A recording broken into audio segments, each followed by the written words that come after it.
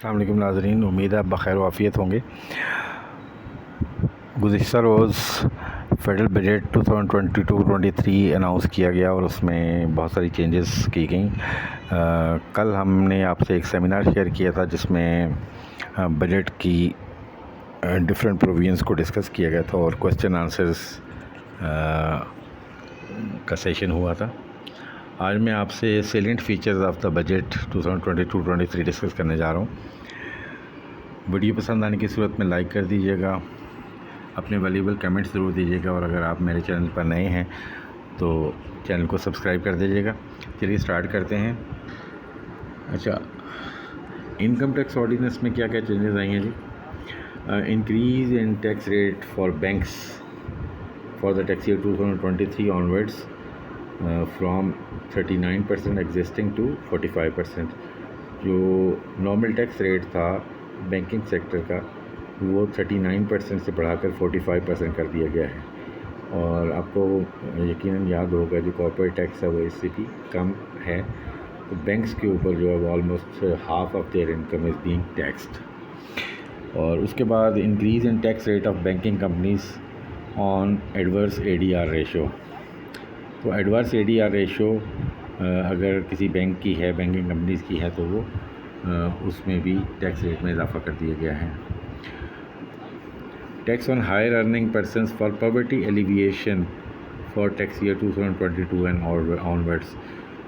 जो लोग higher tax earning कर रहे हैं उनके ऊपर टैक्स रेट बढ़ा दिया गया है और इसका नाम दिया गया है पॉवर्टी एलिवेशन का। तो पॉवर्टी एलिवेशन 2% के हिसाब से चार्ज की जाएगी। अगर किसी शख्स की इनकम जो है वो 300 मिलियन या उससे ज़्यादा है, 300 मिलियन से अगर ज़्यादा है तो वो 2% एडिशनल टैक्स पे करेगा in the name of poverty alleviation tax. और उसके बाद डीम्ड रेंटल इनकम का कॉन्सेप्ट दिया गया है कि अगर किसी शख्स के पास एक से ज़्यादा प्रॉपर्टी है और वो अनयूटिलाइज्ड है और उसकी वैल्यू जो है वो 25 मिलियन से ज़्यादा है, तो उसमें फार्म हाउसेस भी शामिल हैं और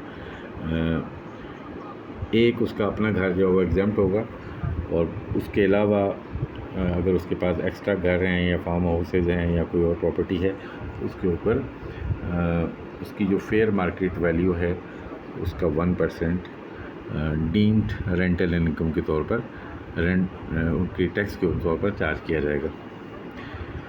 और इसी तरह सेल और परचेज़, प्रॉपर्टी की सेल और परचेज़ के ऊपर एग्जिस्टिंग जो टैक्स रेट था फाइलर्स के लिए या एक्टिव टैक्स पेयर्स के लिए 1% था, यानी सेल के ऊपर भी और परचेज़ के ऊपर भी, वो बढ़ा के अब 2% कर दिया गया है, डबल कर दिया गया है।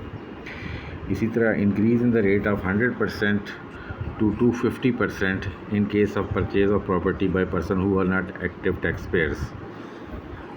तो ऐसे लोग जो एक्टिव टैक्स पेयर्स नहीं हैं और वो प्रॉपर्टी परचेज़ करते हैं तो वो नॉर्मल टैक्स से 100% से लेकर 250% तक वो एडिशनल टैक्स देंगे। और then increase in the rate of 200 from 100% in case of purchase of motor vehicles by person who are not active tax payers. जो एक्टिव टैक्स पेयर नहीं हैं तो वो 100% एडिशनल टैक्स देते थे, अब वो 200% एडिशनल टैक्स दिया करेंगे। अगर नॉर्मल केस में 50,000 अगर टैक्स बनता था तो वो अब 150,000 पड़ा करेगा। इसी तरह level playing field for all classes of assets, capital gain tax on disposable of securities and real estate synchronized along with the incentives of vertical growth of cities. तो इसमें कैपिटल गेन टैक्स जो securities के ऊपर था और real estate के ऊपर था, ये सिंक्रोनाइज़ कर दिया गया है और इसको सिटी वाइज जो है ना वो इम्प्लीमेंट किया गया है। Increase in the advance tax rate on private vehicles of 1600 cc and above. Advance tax जो प्राइवेट व्हीकल्स जो 1600 cc है उससे ऊपर हैं वो बढ़ा दिया गया है। इसी तरह advance tax on passenger vehicles को भी बढ़ा दिया गया है, और omission of deductible allowances for profit on debt and tax credit for investment in shares, health insurance and pension funds, ये ओमिट कर दिया गया है। तो डिडक्टेबल अलाउंसेस जो थे वो जैसे टैक्स क्रेडिट आपको मिलता था इन्वेस्टमेंट इन शेयर्स के ऊपर, या इन्वेस्टमेंट इन हेल्थ इंश्योरेंस के ऊपर, या पेंशन फंड्स के ऊपर, वो भी ओमिट कर दिया गया। अब ये अलाउंसेस, ये डिडक्टेबल अलाउंसेस अवेलेबल नहीं होंगे। Then restriction on carry forward of minimum tax in subsequent year. तो मिनिमम टैक्स जो है वो नेक्स्ट ईयर में पहले कैरी फॉरवर्ड हो जाता था, अब उसमें रिस्ट्रिक्शन लगा दी गई है। और omission of exemption on flying allowances and submarine allowances, तो इससे पहले जो एग्जाम्पशन थी फ्लाइंग अलाउंस के में और सबमरीन अलाउंसेस में, वो भी ख़त्म कर दी गई हैं। और omission of reduce rate of taxation for investment in government securities. तो गवर्नमेंट सिक्योरिटीज़ में आप इन्वेस्ट करते तो आपको रिड्यूस रेट ऑफ टैक्स पड़ता था, अब वो भी ख़त्म कर दिया गया है। इसी तरह withdrawal of income tax amendment ordinance 2022, तो इनकम टैक्स अमेंडमेंट ऑर्डिनेंस 2022 जो था वो भी ख़त्म कर दिया गया है। अच्छा, अब इसमें हम देखते हैं कि रिलीफ मेजर्स क्या दिए गए हैं। Fix tax regime for retailers and specified service providers. जो स्मॉल रिटेलर्स हैं उनके लिए फ़िक्स टैक्स स्कीम इंट्रोड्यूस की गई है, जिसमें 3,000 से लेकर 10,000 तक फ़िक्स टैक्स उनको चार्ज किया जाएगा, और उनसे कोई फर्दर क्वेश्चन नहीं पूछा जाएगा। इसकी डिटेल्स सामने आएंगी तो उस पर फर्दर डिस्कस किया जा सकेगा। ये बेसिकली एक्सपेंशन, टैक्स नेट की एक्सपेंशन का एक मेजर है। Then restriction on frequency of audits to 1 in 4 year. अब ऑडिट जो है वो 4 साल में सिर्फ एक दफ़ा हो सकेगा। सम टाइम ही होता था कि वो 1 साल ऑडिट हुआ है, नेक्स्ट ईयर फिर ऑडिट उसका हो रहा होता था, या साल 2 साल के बाद अगेन उसका ऑडिट स्टार्ट हो जाता था। अब 4 साल में सिर्फ एक दफ़ा ऑडिट हो सकेगा। This is very good measure. अच्छा, उसके बाद है जी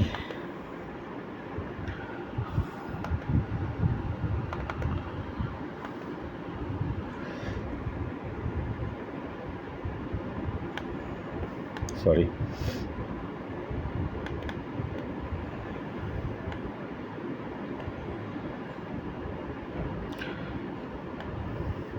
फिर उसमें adjustment of tax collected on all materials at import stage for industrial undertaking for own use.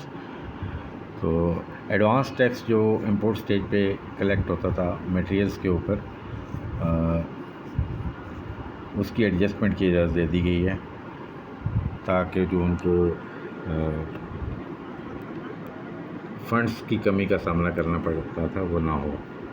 Relief on taxation for salaried and business individual by increasing threshold for taxations. तो salaried और business individual दोनों के लिए जो basic threshold था वो बढ़ा दिया गया है। इस सिलसिले में जो 6 लाख थ्रेशोल्ड था जिस पे कोई टैक्स नहीं था, सैलरीड इंडिविजुअल्स के लिए वो अब बढ़ा के 12 लाख कर दिया गया, और इसी तरह बिज़नेस इंडिविजुअल्स के लिए जो थ्रेशोल्ड 4 लाख का था वो बढ़ा के 6 लाख कर दिया गया है। और पहले साल में 100% डेप्रिसिएशन अलाउ कर दी गई है, यानी कि जो फर्स्ट ईयर डेप्रिसिएशन है वो 100% तक आप क्लेम कर सकते हैं। Then reduction in tax rate from 10% to 5% on Mehboob certificates. Mehboob certificates पर 10% टैक्स था वो अब कम करके 5% कर दिया गया है।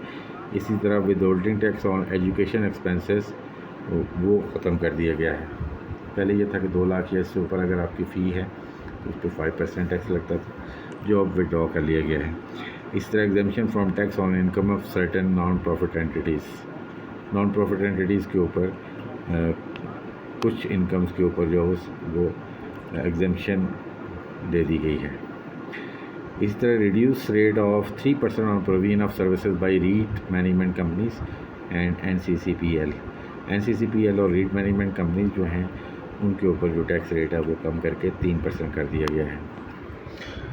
और उसके बाद withdrawal of withholding tax on rent of machinery.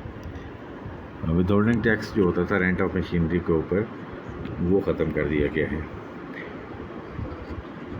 और जो एग्जाम्प्ट एंटिटीज़ हैं, एग्जाम्प्ट ऑर्गेनाइजेशंस हैं, वो एडवांस टैक्स से एग्जाम्प्ट कर दी गई हैं।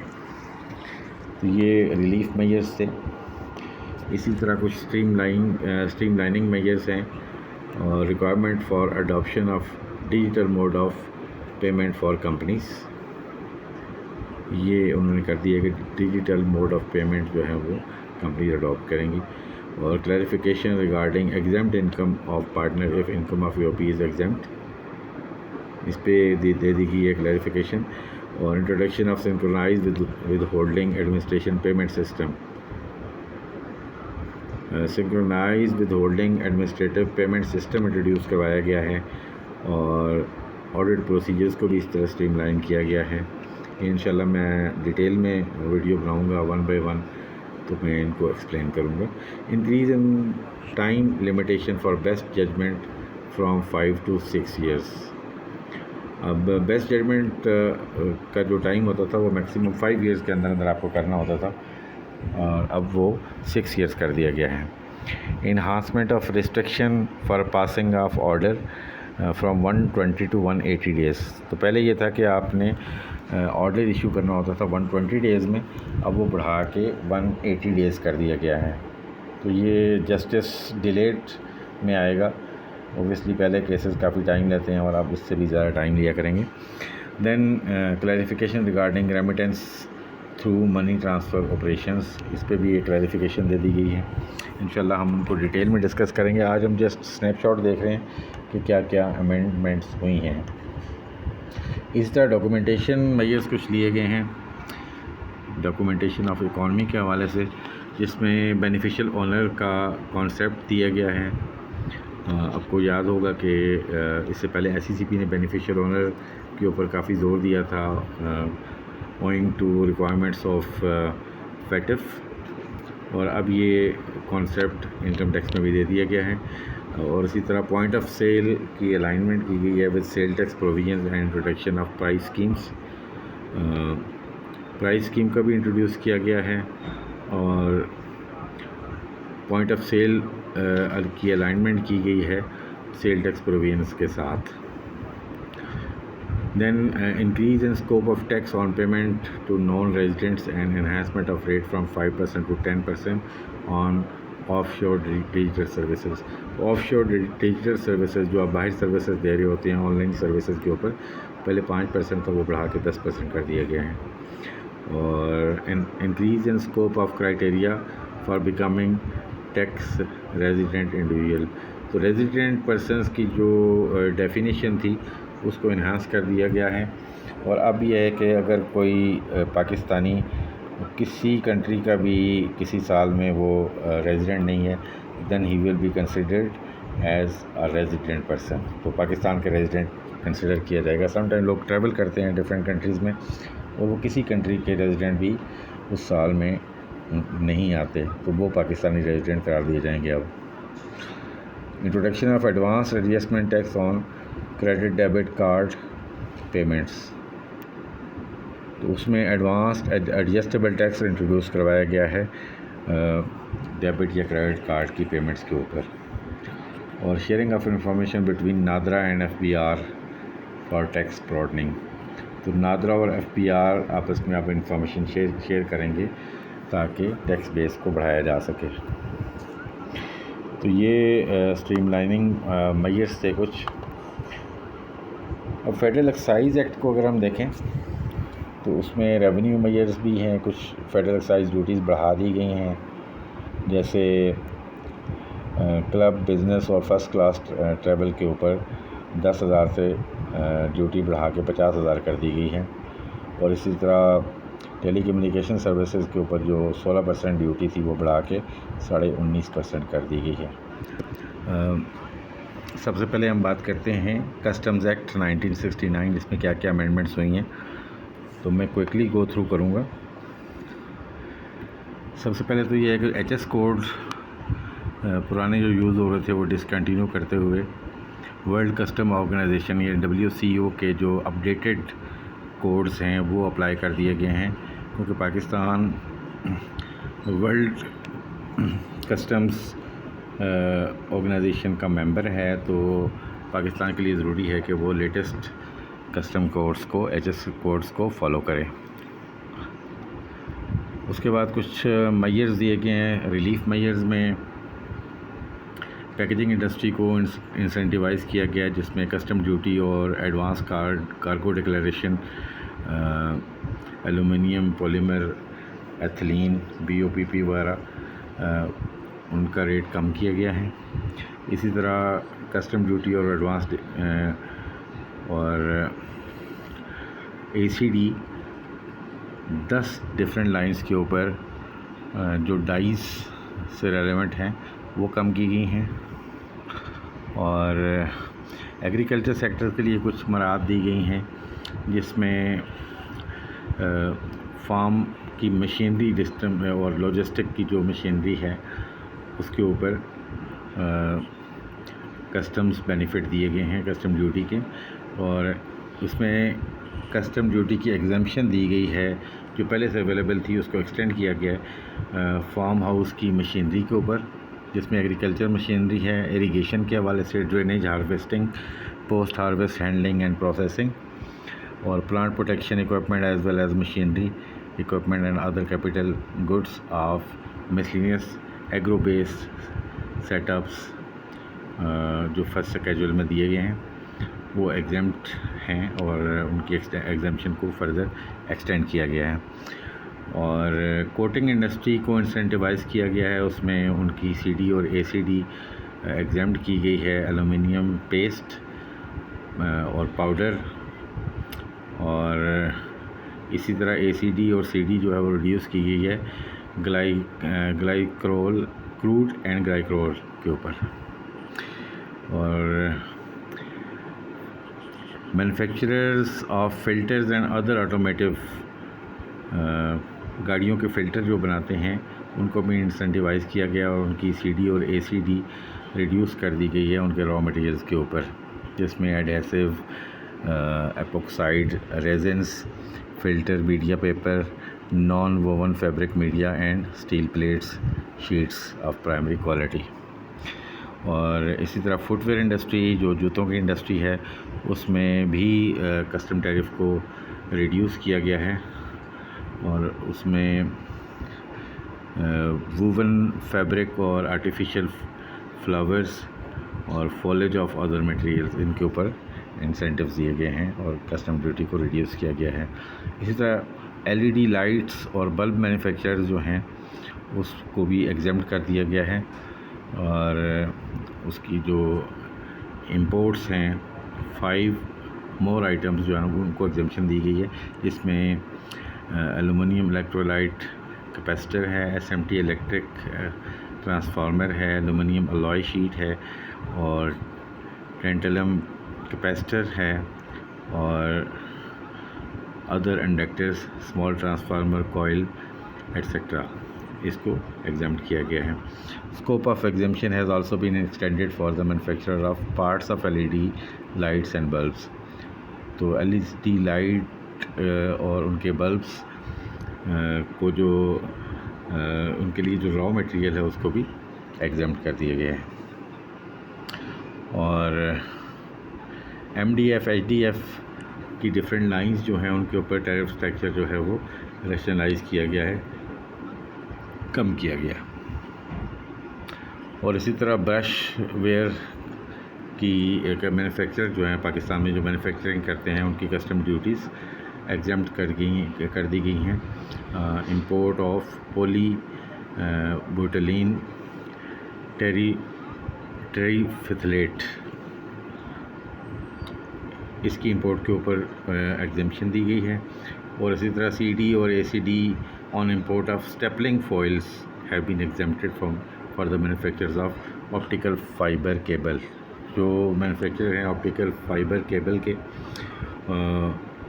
उनके लिए इंपोर्ट ऑफ स्टेपलिंग फॉइल्स जो है ना वो एग्जेम्प्ट कर दी गई है।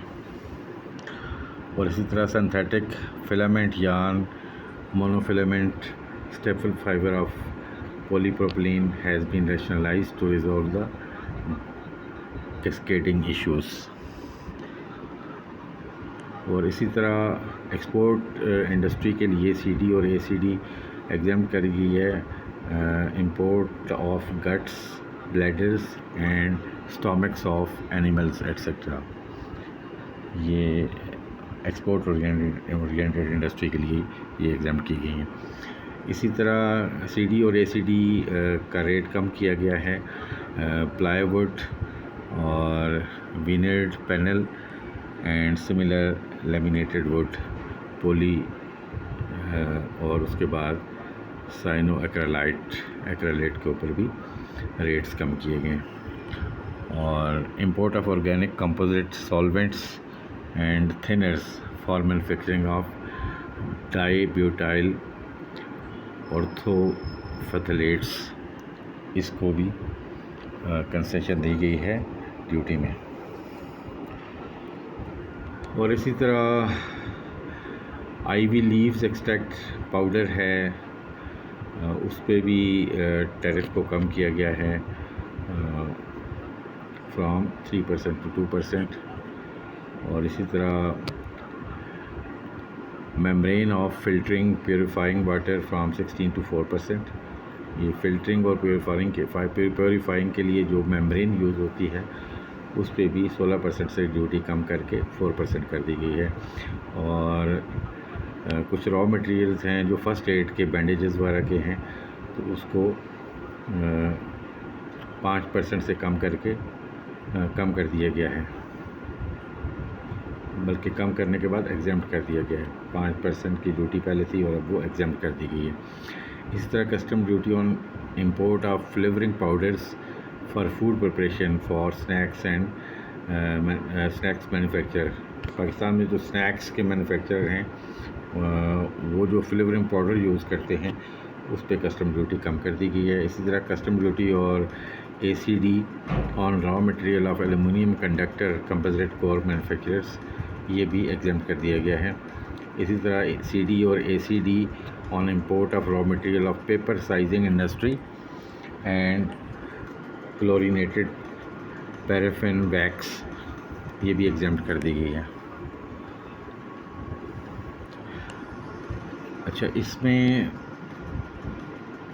मेडिसिन्स की प्राइस को स्टेबल रखने के लिए या कम लेवल पर रखने के लिए और लोकल मैन्युफैक्चरिंग इंडस्ट्री को सपोर्ट करने के लिए 26 डिफरेंट APIs और वो एग्जाम्प्ट कर दी गई हैं। और इसी तरह एक जो ग्रेफेलोन ड्रग है उसको भी एग्जाम्प्ट कर दिया गया है। इसी तरह आइरिस्पियन लोवियन इंडिविजुअल्स के लिए जिनकी नज़र कमज़ोर है, low vision person can read and write easily. अगर आप ये इस्तेमाल करते हैं तो आप करीब की नज़र आपकी बेहतर हो जाती है और आप रीड और राइट कर सकते हैं, लिख सकते हैं, पढ़ सकते हैं। और कस्टम ड्यूटी जो है उसके ऊपर एग्जाम्प्ट कर दी गई है। और जो मोटर स्पिरिट के ऊपर कस्टम ड्यूटी 10% थी वो रेगुलेटरी ड्यूटी में कन्वर्ट कर दी गई है। इसी तरह 20% regulatory duty on import of die sodium carbonate वो जारी रखी गई है। और वेंडर इंडस्ट्री को इनकरेज करने के लिए रेगुलेटरी ड्यूटी कम कर दी गई है 30% से 20% हार्डनिंग स्टील के इंपोर्ट के ऊपर। और इसी तरह 15% जो रेगुलेटरी ड्यूटी थी क्रोम येलो के ऊपर वो रिड्यूस कर दी गई है। और 10% कस्टम ड्यूटी या रेगुलेटरी ड्यूटी लगा दी गई है अदर पेपर बोर्ड और cellulose wadding and webs of cellulose fibre. Local industry को प्रोटेक्ट करने के लिए ये इसकी इंपोर्ट के ऊपर 10% रेगुलेटरी ड्यूटी लगा दी गई है। और रेगुलेटरी ड्यूटी की जो एग्जामेशन अवेलेबल थी हाई कार्बन वायर रॉड के ऊपर, उसकी इंपोर्ट के ऊपर वो विड्रॉ कर ली गई है। और इसी तरह ऑप्टिकल फाइबर केबल्स के ऊपर जो रेगुलेटरी ड्यूटी है वो 10% से बढ़ाकर 20% कर दी गई है। इस तरह कुछ लेजिस्लेटिव चेंजेस आई हैं इसमें। I just skip it. अब हम देखते हैं कि सेल्स टैक्स एक्ट में क्या क्या चेंजेस आई हैं। उसमें सबसे पहले जो अनरजिस्टर्ड पर्सन को आप सेल करते थे उसकी CNIC या NTN की रिक्वायरमेंट होती थी कि वो लाजमी था मेंशन करना, अब वो विड्रॉ कर लिया गया है। अब आप अगर सेल करते हैं अनरजिस्टर्ड पर्सन को तो आपको CNIC या NTN मेंशन करने की ज़रूरत नहीं है। इसी तरह सेल टैक्स एग्जम्पशन दी गई है इंपोर्ट और सप्लाई हर तरह के बीजों के ऊपर, यानी बीजों की इंपोर्ट और सप्लाई के ऊपर सेल्स टैक्स एग्जाम्प्ट कर दिया गया है। और ट्रैक्टर के ऊपर जो सेल टैक्स था वो भी एग्जाम्प्ट कर दिया गया है। और उसके बाद UN diplomats, diplomatic missions and privilege persons के ऊपर हर किस्म की सेल टैक्स की एग्जाम्पशन दे दी गई है। और सोलर पैनल की इंपोर्ट और सप्लाई के ऊपर सेल्स टैक्स को एग्जाम्प्ट कर दिया गया है। और उसी तरह गुड्स इंपोर्टेड बाय और donated to non profit charitable hospital has been exempted. तो नॉन प्रॉफिट चैरिटेबल जो हॉस्पिटल्स हैं उनके लिए गुड्स इंपोर्ट करके डोनेट करना अगर करें तो उसके ऊपर भी एग्जाम्पशन है।